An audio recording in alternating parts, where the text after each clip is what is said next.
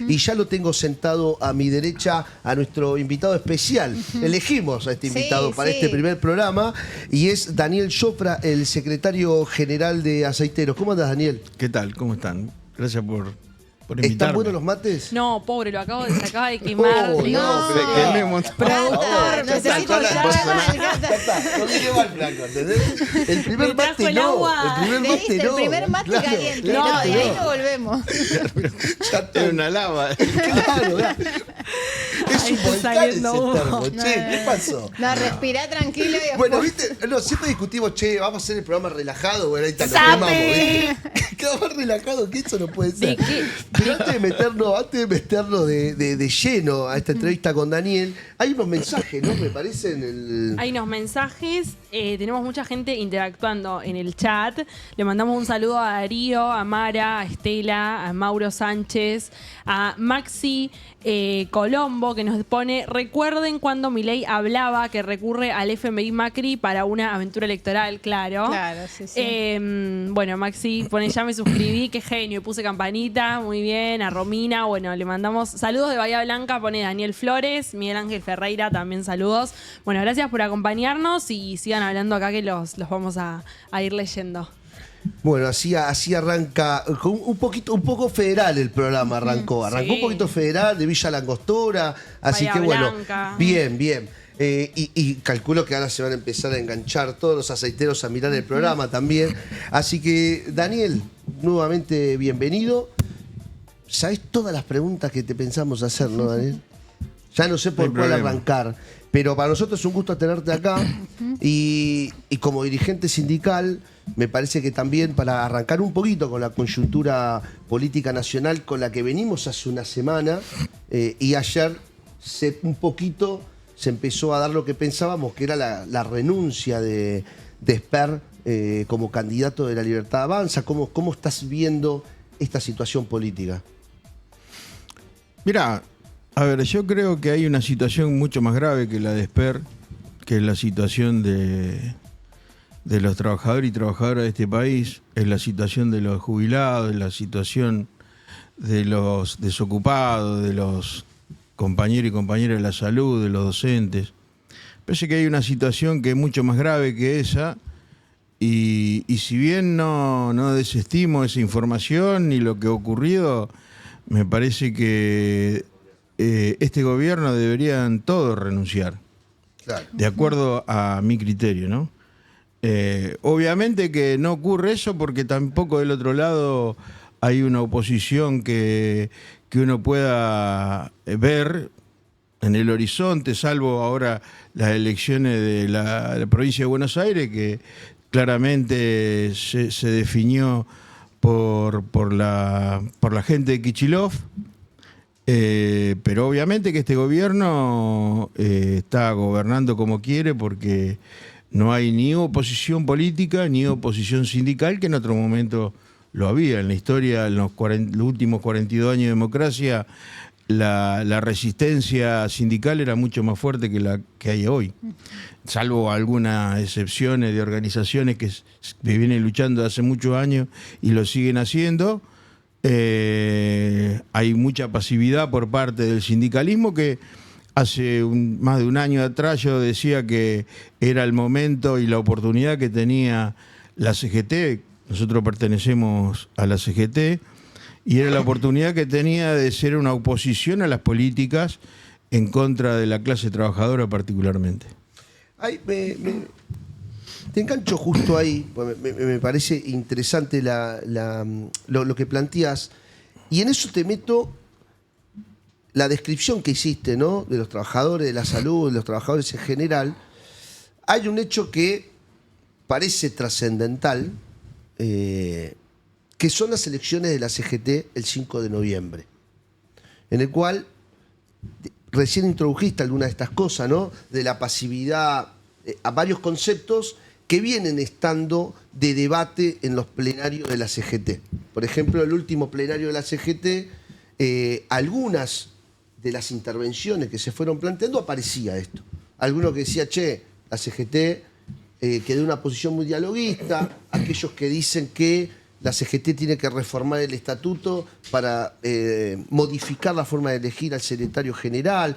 Al margen de esa discusión, que yo la pongo en estos términos más de cúpula, ¿cómo ves la elección de la CGT y el rol de la CGT?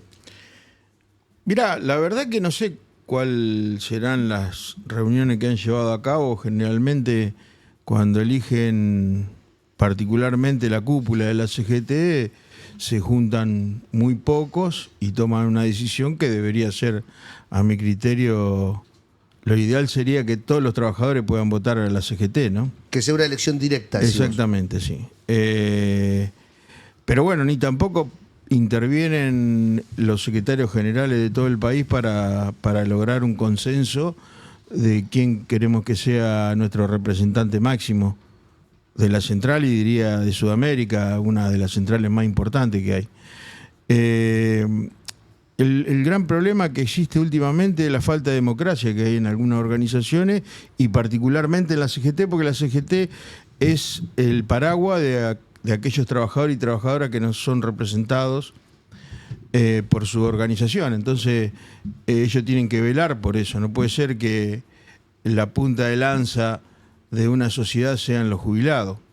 Deberíamos ser nosotros. Bueno, es una responsabilidad que a mi criterio la tienen los compañeros y compañeras de la CGT. Bueno, evidentemente fue insuficiente lo que han hecho hasta ahora, y este gobierno que claramente nos vino a plantear una guerra a la clase trabajadora y a cambiar el contrato social que tenemos de hace mucho tiempo, y que hay compañeros y compañeras desaparecidos, compañeras y compañeros que han estado encarcelados, que han sido asesinados, que han sido perseguidos, y que hoy tenemos, que no han dejado esa herramienta, ese legado, para que nosotros utilicemos. Y bueno, vino este gobierno a querer sacarnos todos estos derechos, los derechos que han sacado el año pasado en la ley base, y seguramente este año van a venir más, porque hay líderes políticos que hacen una campaña y se florean en todos los canales diciendo que hay que hacer una reforma laboral. Bueno, la reforma laboral va a implicar de que van a eliminar las indemnizaciones, que van a tratar de que la jubilación sea para que estemos toda la vida dentro de un lugar de trabajo.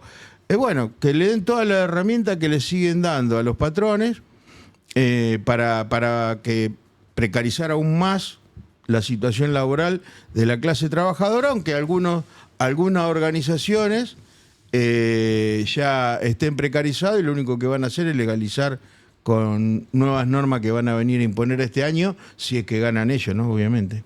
Ahora, Daniel, vos siempre, de muchas entrevistas a lo largo de los últimos años, siempre fuiste de una postura mucho más crítica a los gobiernos de turno, incluso a la CGT.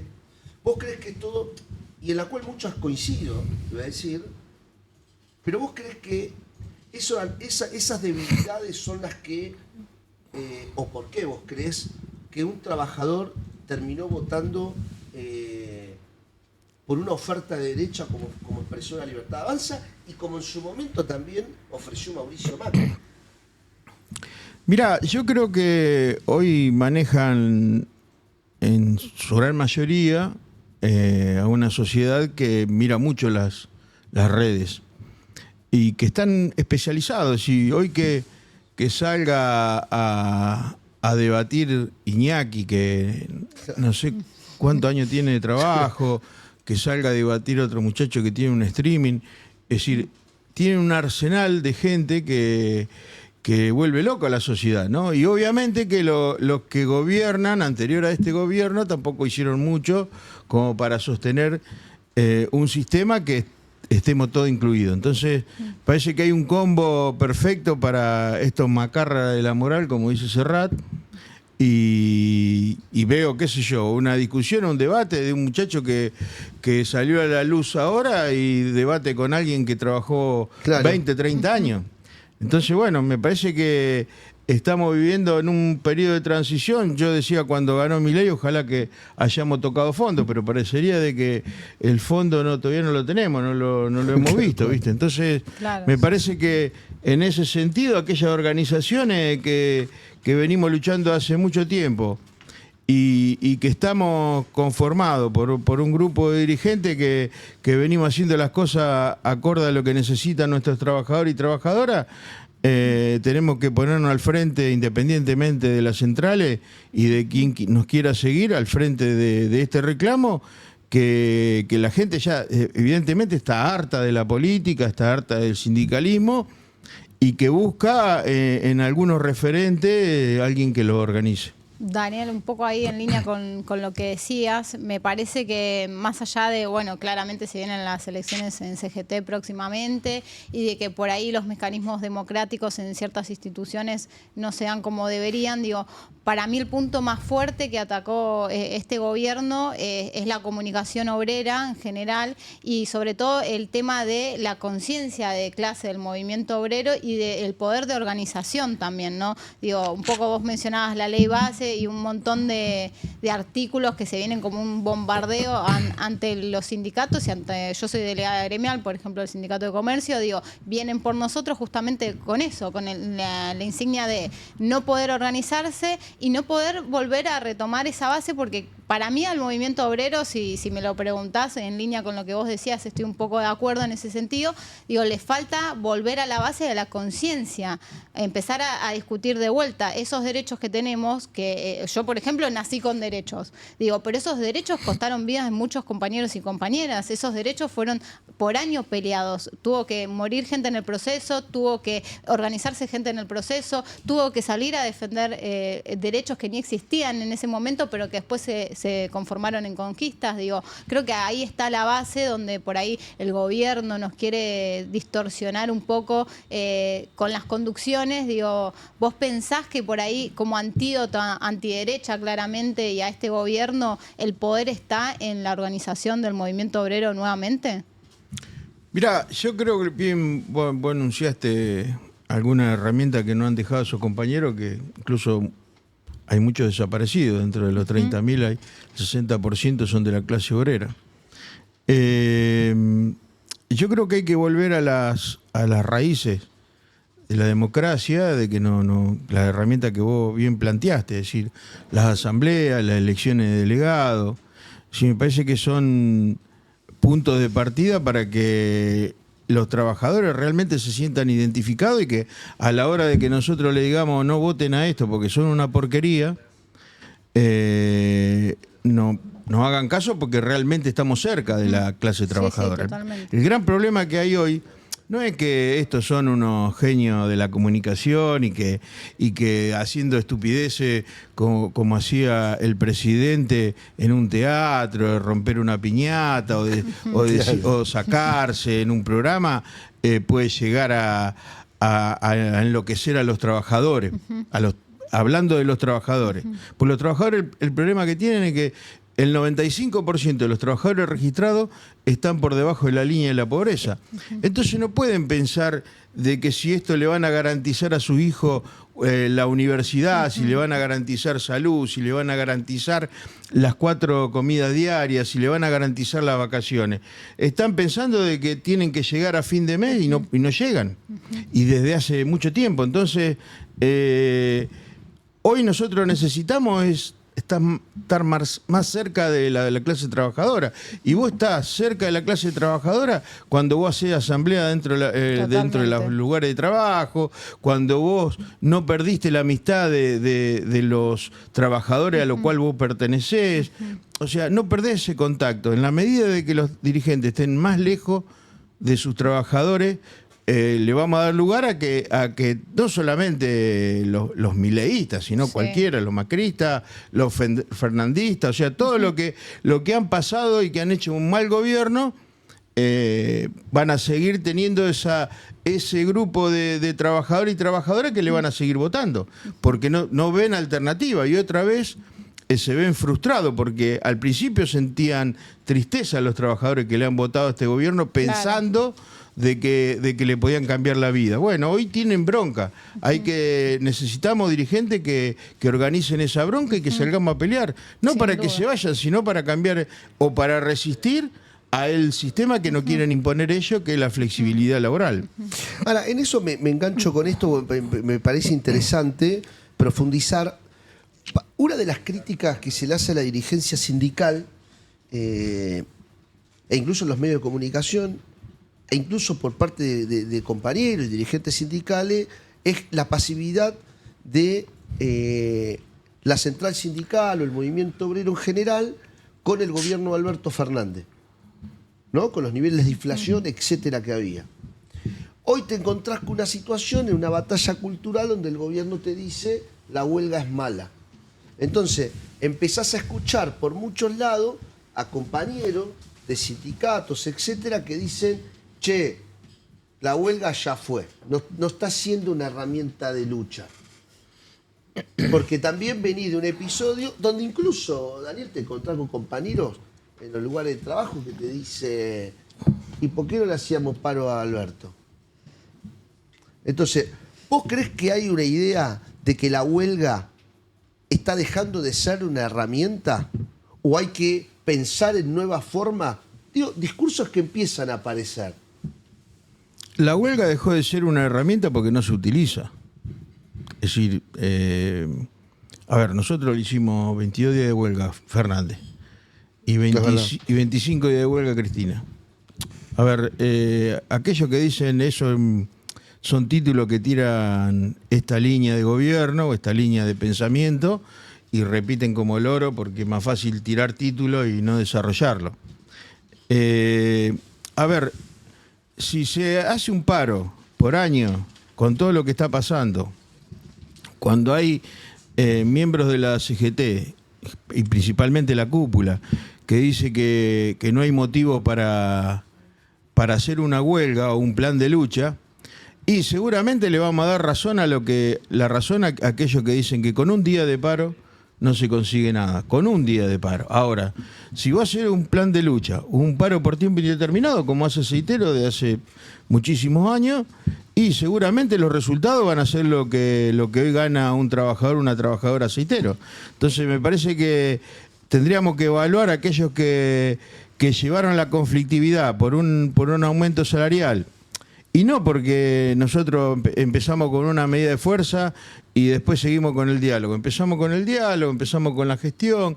Nosotros lo primero que hicimos fue decirle a los trabajadores cuánto tenían que cobrar para cumplir con las 9 necesidades que establece la Ley de Contrato de Trabajo y el 14 bis de la Constitución. Hicimos una concientización que hoy la gran mayoría de los trabajadores no saben. Pues si vos preguntás por ahí, acá en este grupo de gente, vos vas a decir, y yo quiero ganarlo por lo menos lo que la inflación marca. Claro. Otro va a decir, y el tope salarial es este. Otro va a decir, bueno, qué sé yo, y yo necesito pagar el alquiler porque me aumentó y no me alcanza. Pero en realidad cuando vos tenés que garantizar vivienda digna, educación, alimentación adecuada, salud, esparcimiento, vestimenta, transporte, previsión y vacaciones, esas 9 necesidades tienen un valor el cálculo lo hacía el INDEC sobre una encuesta de hogares hasta el 96 y 97, después lo dejó de hacer y lo retomó en el 2012-2014, y hoy no lo hace. Nosotros hacemos una proyección de eso. El salario no es porque nosotros trabajamos en una empresa multinacional, porque yo entré a trabajar en Dreyfus, que es una empresa multinacional, en el 92 y hasta el 2004 yo era un trabajador pobre y tenía que vivir adentro para poder sobrevivir afuera. Vivir adentro significa que los trabajadores tengan que hacer muchas horas extra. Entonces, y hoy tenemos a trabajadores que están en una empresa que tiene 10 empleados o 20 o 30 empleados que están en el interior del país, que no tienen puerto, que no exportan y sin embargo cobran lo mismo que esas multinacionales. Nosotros consideramos que el salario no lo fija el sistema o las posibilidades que tenga una empresa de pagarlo, o un patrón, sino las necesidades que tienen los trabajadores y trabajadoras. O sea, no podemos seguir permitiendo que el 95% de los trabajadores registrados estén por debajo de la línea de la pobreza. Imagínate lo que no están registrados, los monotributistas, los que no tienen ningún tipo de protección, los terciarizados. O sea, estamos pasando en un momento muy difícil después de todas las luchas que ha habido en nuestro país. Entonces me parece que para hacer honor a aquellos que hoy no están, y deberíamos luchar más, ¿viste? Entonces yo pondría el debate sobre la mesa si realmente la huelga nos sirve. Y si no sirve, que nos digan eso que dicen que no sirven, cuáles son la forma para que los trabajadores estén mejor. Me interesa porque planteas dos conceptos, Daniel. Uno es lo del salario vital y móvil y otro el de la huelga, ¿no? Que yo, mientras vos hablabas, yo pensaba, son dos conceptos que están hoy totalmente vapuleados, ¿no? Y sin embargo, escuchándote, digo, son dos banderas políticas claras de la Federación hace muchísimos años. Las de ustedes, de decir, bueno, nosotros discutimos el salario vital y móvil acá, y la huelga como herramienta para conseguirlo. Cuando pones esta discusión muchas veces, ¿no? Decís, mirá los aceiteros, o mirá los bancarios hoy. No, lo primero que uno dice, o muchos te dicen, es decir, bueno, pero ¿qué querés si Daniel está sentado arriba de todos los dólares que produce la Argentina? ¿Qué querés si Sergio Palazzo está sentado en la timba financiera que hacen los bancos? ¿Cómo no van a tener guita para cobrar esos salarios? Entonces, digo, la pregunta es, ¿vos creés que es posible que en otra actividad se replique esta forma de discutir el salario? Lo primero que hay que plantear y ponernos de acuerdo es cuánto un trabajador o trabajadora tiene que ganar para cumplir con esas nuevas necesidades. Es lo primero que tenemos que hacer, porque si el salario sigue siendo el salario de indigencia que plantea la mesa salarial entre la CGT, la UIA o las centrales, la UIA y el gobierno, un trabajo de indigencia, ese no puede ser el salario mínimo vital y móvil de acuerdo a su definición. Es decir, ¿quién puede creer de que un 400.000 pesos le puede alcanzar a alguien para cumplir con esas nuevas necesidades? Nadie. Después, en la ley de negociaciones colectivas existe un artículo que tienen que exigir a las empresas de presentar los balances. Las empresas que tengan balances tienen que presentarlo, si no lo pueden pagar, que justifiquen realmente si no lo pueden hacer. Y después la otra implica que un trabajador gane bien en un supermercado, que el patrón gane menos. Bueno, esa es la lucha que hay que dar.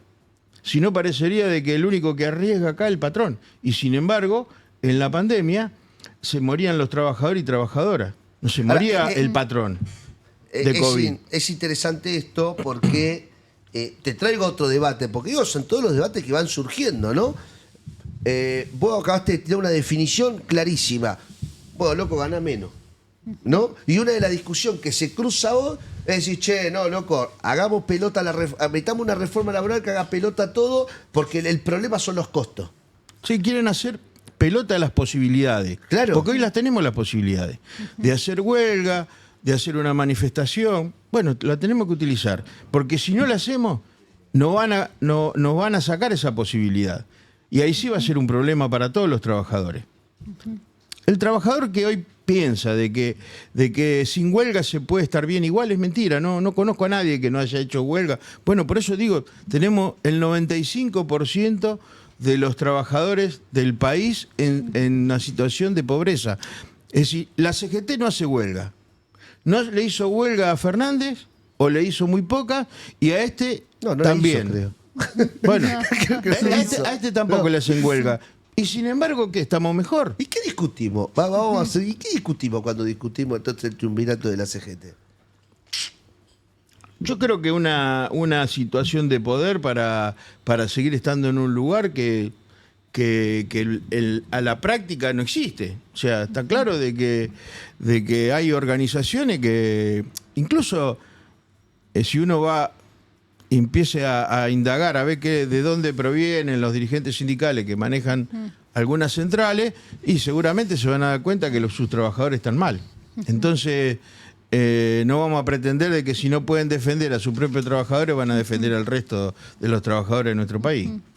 Daniel, ahí un poco retomando lo que decías, digo, siempre pareciera como que en Argentina estamos en contra de las instituciones, ¿no? Hablando de la CGT, Partido Justicialista, llamarlo el formato que quieras, digo, me parece ahí que la discusión de fondo tiene que ver con la representación, que era lo que hablamos al principio, ¿no? Y en ese contexto que vos estabas diciendo también, yo soy empleada de comercio, digo, en la pandemia los empleados de comercio en muchos sentidos éramos esenciales, cuando en realidad no era tan así. Si me lo preguntás a mí, alguien podía prescindir de achicar la jornada o comprar virtual para que no tengas que asistir a un supermercado o dar determinados servicios, sí podía, pero no se organizó de esa manera. Y la crítica te la tomo y la comparto, digo, pero también esa eterna discusión de cuánto tiene que ganar un trabajador y por qué no logramos poner en agenda nuestros salarios, ¿no? Cómo es que la representación sobre el salario, sobre la vida del trabajador, la deciden las grandes empresas, la decide el Estado y no nosotros en el foco, digo. La clave para mí está de vuelta en las herramientas, digo. Las instituciones sí conforman y agrupan un conjunto de personas y de comunidades, digo, pero también es el rol de los y las trabajadoras poder recobrar esa herramienta y ejercer representación, ¿no? A ver, la fuerza te la da la conciencia. Si vos no sos consciente de cuánto tenés que ganar, mira, cuando nosotros arrancamos la discusión salarial y empezamos con esto del salario mínimo vital y móvil, porque fue en el año 2002, el dualdismo dio la posibilidad de reapertura de paritaria porque había explotado la economía y particularmente la de los trabajadores, como siempre ocurre desde hace mucho tiempo. Y bueno, en ese momento la burocracia sindical que estaba dentro de la Federación Aceitera y Desmotadora no conseguía absolutamente nada. Se habían detenido en discutir un convenio, el ámbito de aplicación y nosotros nos estábamos cagando de hambre, esa era la realidad. Bueno, entonces, ¿qué dijeron? Dijeron, bueno, discutan los que puedan. Y yo estaba en Rosario y empezamos a discutir. Y bueno, empezamos a decirle a los compañeros y compañeras de cuánto tenían que cobrar. Y algunos se reían, que decía, pero esto vamos a cobrar. Utopía, digamos, era el doble de lo que nosotros estábamos cobrando en ese momento en empresas multinacionales. Que, o sea, si alguno dice que estuve sentado arriba del Oro Verde, hace un montón de años que estoy sentado. Entré en el año 92. Y bueno, empezamos a luchar, empezamos a discutir, buscábamos estudios porque tampoco en ese momento no conocíamos a muchos asesores como para que nos digan cuál era el camino. Justo tuvimos suerte de conseguir un abogado laboralista de Rosario que nos indicó el camino, que nos desempolvamos la herramienta que habían dejado en el pasado y empezamos a utilizarla. Y bueno, obviamente que tuvimos que empezar a hacer huelga, que tuvimos que empezar a hacer manifestaciones. Con la herramienta que teníamos nosotros enfrentamos a la patronal. Porque la patronal...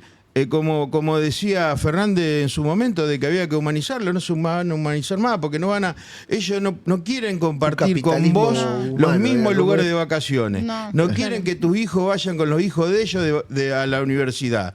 No quieren todas esas cosas que uno tiene, que a uno le corresponde como trabajador. Nosotros tenemos que dejar de pensar que tenemos que y normalizar que somos trabajadores pobres cuando hace 50 años buscábamos trabajo para dejar de serlo.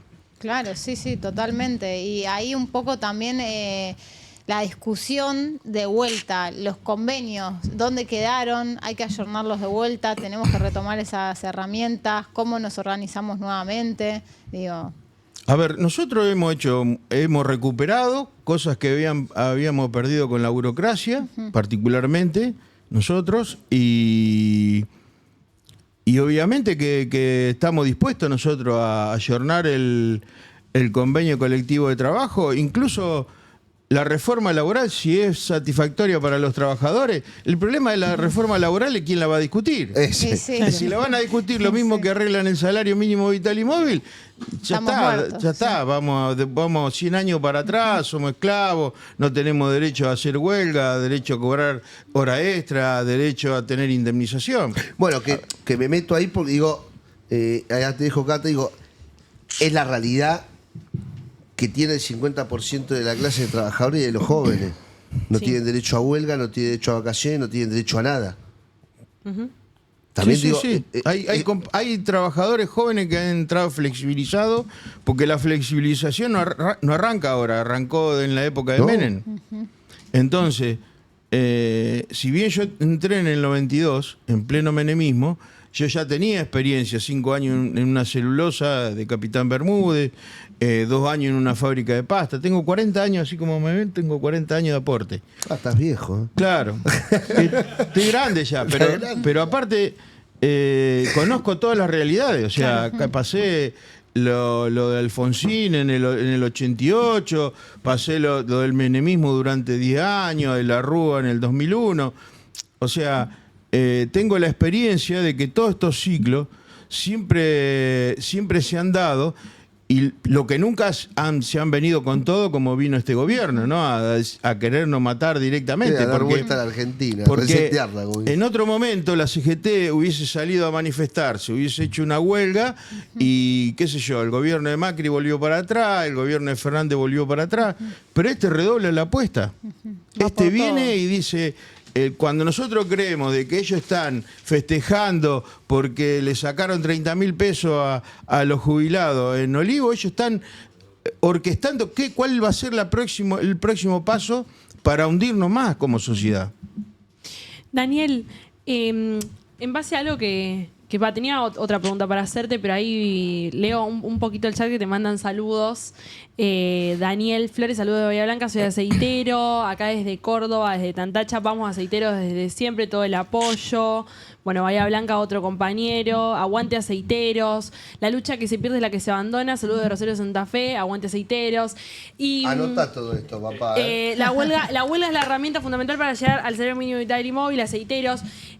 Se me ocurre preguntarte, con esto también que introdujo un poco Gaby, hace un ratito justo veníamos hablando de la desmotivación en los jóvenes, que yo creo que también hasta algunos dirigentes, o por lo menos yo lo veo así, nos quieren correr un poco de la calle, como no, bueno, no es el momento, no, porque salís también y la represión es feroz, pero digo, no, como que quizás a veces uno ya por retuitear un flyer, digo, eso ya es parte como de la lucha que hoy nos hacen creer que es real o que puede implicar algo. ¿Cómo hacen? Porque, es más, yo he marchado alguna vez con Cipreva y aceiteros, yo milité en Cipreva, y es un gremio que veo que tiene mucho apoyo de sus trabajadores, ¿no? Digo, lo militan así como estamos viendo acá, soy aceitero como con orgullo.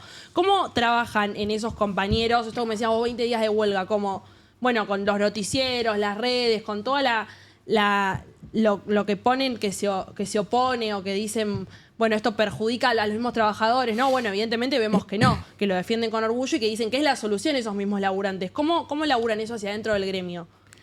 Y nosotros le dimos respuesta a ellos. Ellos se movilizaron en el 2013 para que yo sea secretario general. Claro. Y que otros compañeros integren la lista, que la gran mayoría aún está dentro de la federación. Y le hemos respondido a las necesidades que todos teníamos, no solamente ellos. Creo que esa devolución del afecto que tienen los trabajadores, del compromiso que tienen los trabajadores, nos lleva a que haya compañeros que le han votado a este gobierno y el 27 de diciembre del 2023 estaban en la calle con nosotros. Eso es tener conciencia de clase.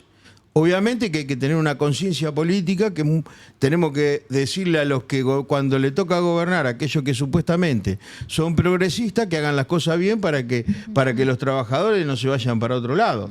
Ahora, estos trabajadores han parado, han movilizado, porque nosotros el año pasado hicimos 7 días de huelga, nos dictaron la conciliación obligatoria y terminamos arreglando. Pero si tienen que parar, paran. Obviamente que hay trabajadores que no están de acuerdo porque vienen de sus casas, de su cultura familiar, que dice con el paro no se consigue nada. Nosotros sí. Claro. Entonces yo le digo en la asamblea, porque voy a la asamblea de la fábrica y cada vez que voy a un lugar del país a visitar a algún gremio, le digo, hagan asamblea, entonces yo le voy a explicar directamente qué es lo que he vivido yo. ¿Me entendés? Como trabajador. Hoy soy dirigente. Bueno, es decir, cuéntenle al resto, a los pibes más jóvenes, que incluso hay pibes jóvenes que ya, qué sé yo, que tienen pocos años de experiencia, menos de 5 años de experiencia, y ya han tenido un paro. O sea, y hay compañeros de más de 10 años que han tenido 22 días de huelga o 25 días de huelga. Claro. Es decir, yo creo que la sociedad trabajadora no dimensiona lo que es estar tantos días de huelga. ¿Cuál es el otro planteo que te hacen? Y que incluso algunos dirigentes agarran ese pañuelo o recogen ese guante y dicen, y la gente no está muy de acuerdo con los días que pierde. Bueno, tendremos que elegir. O si perdemos los días de paro, de huelga, o tenemos una vida indigna toda la vida. Es decir, nos morimos pobres. Hay algo que está bueno lo que vos decís, porque una de las cosas que muchas veces pasa, e incluso escuché a varios dirigentes de la CGT en algunos streaming, en algunos programas, donde dice, che, bueno, al final después le vienen a la CGT, ¿no?, a pedirle el paro, pero no dimensionan el costo que tienen que hacer muchos trabajadores a la hora de la huelga, que le descuenten, pin, pin. Y te escuchaba recién a vos que decías esto, ¿no? Un poco, digo, che, ¿cómo sería recuperar un poco esa conciencia de clase de decir, y sí, si voy a la lucha, y sí, voy a perder también algo para conquistar algo? Pero también está en la propia dirigencia que muchas veces dice, bueno, pará, porque si metemos tanto paro, después a los compañeros le descuentan, son los que pagan el costo. Mirá, hay asambleas. La asamblea es... El que no hace asamblea es muy difícil tomar una determinación cuando hay 2 o 3 compañeros que te dicen, y no queremos perder el día. Andá a una asamblea, explicarle y decirle que vamos a triunfar con la huelga, a ver si no la acepta la mayoría de la asamblea. Y bueno, el que opina distinto. ¿Qué va a hacer? No, bueno, puede hacer una asamblea de a uno. Claro. Es una asamblea colectiva. Entonces, bueno, se votará por mayoría quién quiere ir a la huelga y quién no. Es decir, hay una realidad. El problema no es solamente la CGT. El problema son las organizaciones que no paran. Hay muchas organizaciones que consideran de que el paro ya es una herramienta del pasado. ¿Y cuál es la herramienta de hoy? ¿Cuál sería la herramienta de hoy? Para torcerle el brazo a las patronales que no te quieren dar un peso para que los trabajadores puedan vivir dignamente. Eso habría que preguntarle. Bueno, ¿y cuál sería entonces? A ver, porque hasta ahora no nos ha dado resultado. Porque no hemos hecho paro a nivel nacional. A ver, si yo me hubiese quedado esperando la burocracia sindical de la federación, si me hubiese quedado estando en la federación que la CGT no quiere parar, y hoy seguiríamos siendo trabajadores pobres. Entonces, si vos le preguntás a cualquier trabajador y vos vas a ver a los trabajadores donde viven y te vas a dar cuenta que la lucha garpa, ¿me entendés? La lucha que hicieron los trabajadores y trabajadoras, aceiteros y desmotadores de nuestro país. Y hoy le cambió la vida a mucha gente. Los desmotadores, ¿sabes lo que son los desmotadores? En el norte de Santa Fe, en Santiago del Estero, en el Chaco. Es decir, trabajadores que los lugares de trabajo son obsoletos. Que ¿sabes qué decían? Y vamos a cerrar si ustedes siguen pidiendo este aumento. No cerró ninguna. No cerró ninguna y le cambió la vida a los trabajadores. Claro. Eso es lo que funciona cuando una organización, desde su máximo líder hasta el trabajador, piensan iguales. Entonces, si yo hago un paro y me quedo tranquilo acá sin ir a los lugares de trabajo o a la convocatoria que me hacen los delegados, obviamente que los trabajadores van a pensar, y este está bien. ¿Qué le importa si nosotros estamos a la intemperie, si mi familia está afligida? Pero yo los conozco a todos, o por lo menos los que son de mi zona, que es una de las fábricas más grandes que tenemos dentro de Aceitero. Bueno, hay que tratar de acercarse a los trabajadores. Obviamente que hay dirigentes que no se pueden ni acercar a los trabajadores. Claro. Entonces, porque los reputean, porque están repodridos de vivir una vida. Hay trabajadores que hace 20, 30 años incluso se jubilan siendo pobres. Bueno, hoy tenés esto que vos decías hace un rato largo, que incluso era un concepto que empezaba a aparecer bajo el gobierno de Alberto, que era, che, es la primera vez que hay trabajadores que trabajan y son pobres. Bueno, hoy tenés una realidad que, no sé, por ejemplo, te pedís un Uber y el 60% de lo que está manejando auto tienen otro laburo. ¿Los docentes? Los docentes. Sí, 3 laburos tienen. Claro. Es decir, a ver, nos quieren ver esclavos. Eso es lo que quiere. Y que tiene posibilidades, porque hay gente que tiene un solo trabajo y se muere de hambre. Pero claro. ¿Entendés? No hay posibilidad, porque vos decís, yo estoy trabajando y me consigo una changuita. ¿Qué changuita te va a conseguir si afuera hay un montón de trabajadores y trabajadoras que están desocupados? Jofra, porque ya nos quedan, no sé, nadie me está diciendo nada, que están todos escuchando, muy atentamente, me parece que y seguimos, me parece, Sí, no nos sí, van a sí, cortar, no. Pero, Daniel, digo, en el marco de este análisis, y me parece interesante porque muchas veces nosotros también decimos, a mí por lo menos me gusta, digo, vamos a deshumanizar un poco a los dirigentes, a humanizar, no deshumanizar, humanizar un poco a los dirigentes. Porque es verdad que muchas veces uno... Estamos bastante deshumanizados. Sí, es verdad. Uno a veces mira y piensa, ¿no? Yo veo en un pibe que me pasó a mí también, por ejemplo, y decís, vos ves a un dirigente y pensás que es muchas veces el dirigente que camina por la calle o va a una marcha rodeado de 20 matones al lado, o ves a un dirigente y no sabés quién carajo es, ¿no? Y me parece que esto que vos relatás de recuperar conciencia de clase, de recuperar el día a día con el trabajador, habla también de uno mismo, y en eso uno a veces no conoce al dirigente. No sé si a alguno les pasa. Sí, Vos ves obvio. a tu dirigente y no sabés quién es, dónde vive, qué hizo de su vida. Y yo te escuchaba recién que decías esto, yo laburé 40 años, pasé por acá. Y yo digo, porque hay muchos pibes que por ahí están mirando y nosotros insistíamos mucho en tu presencia en este programa. Y yo te pregunto ahí, perdón que te quemamos con el primer mate, pero digo, si yo te tengo que preguntar y vos contar, ¿quién es Daniel Jofra? Viste, es muy difícil que uno pueda decir quién es uno. ¿Viste? Yo siempre, como estoy acostumbrado a mirar para adelante, siempre miro a mi compañero. Te puedo escribir a un compañero, qué sé yo. Lo pusimos A una nervioso, compañera. No, que va a poner. Claro, No sé, qué sé yo. La verdad que yo nunca fui secretario general de Rosario, ponele, que yo soy de allá. Sí. Y yo llegué a secretario general sin ser, nunca había sido secretario general. Mirá. Evidentemente, y de hecho yo fui delegado, fui después secretario gremial, adjunto de Rosario, y pasé a ser primer vocal titular de acá de la federación y después secretario general. Y nunca en esos procesos dije, yo quiero hacer esto. Ni siquiera decir, y quiero estar un periodo más. ¿Cuál Incluso era tu norte ahí? Yo tenía necesidad de como un trabajador, ¿viste? Claro. Que vos decís, no, los trabajadores tienen la fantasía. ¿Qué va a tener fantasía? Tienen ganas de llegar a fin de mes. Tenemos la soga al cuello, Claro. sí. Es decir, no. Pese que no hay que desmistificar algunas cosas que le hacen a propósito para mejorarle la vida a los trabajadores y trabajadoras, sino para que los trabajadores no tengan esperanza. Claro. Que confíen más en una manifestación de San Cayetano que en los dirigentes sindicales.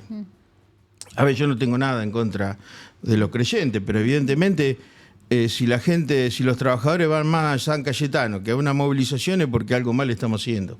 Entonces me parece que en ese sentido tenemos que estar más cerca de los trabajadores. Creo que hay muchas cosas que uno, a ver, sentémonos acá, a ver qué es lo que pasa en el mundo. Nosotros tenemos los trabajadores al alcance de la mano.